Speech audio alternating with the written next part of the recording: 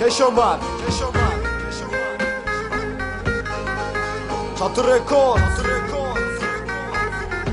2014 İstanbul.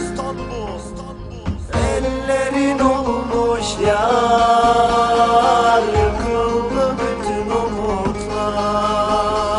Üstüme çökmüş bak, kapkara bulutlar.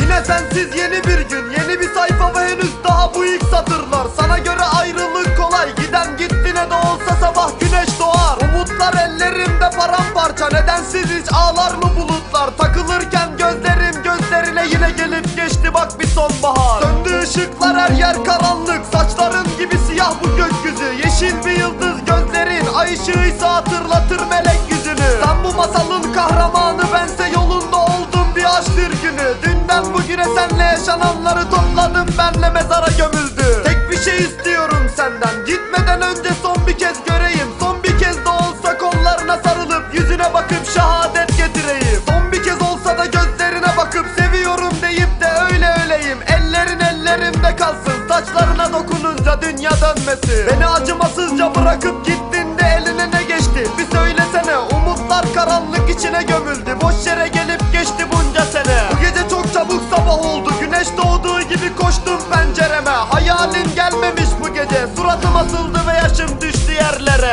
Denen illet kapımda pusu kurmuş, sana gelmeme izin vermiyor. Mutluluk denizin ağacı karışmış, yelken açtıkça rüzgar esmiyor. Dudaklarından çıkan her söze artık bu kalem bile şahit olmuyor. Benim gözlerimde yaş kalmadı, kimse gelip halin ne diye sormuyor. Mutluluk yolunda ilerlerken bir anda kapıları yüzüme kapattın. Tüm acıları yükledin omuzlarıma, çaresizce bıraktın ve kaçtın. Ağlamadan, acı çekmeden kadın, söylediklerimi anlayamazsın. Ayrılıkla süslediğin kalbim senin ellerinde başkasındasın. Ellerin olmuş yar,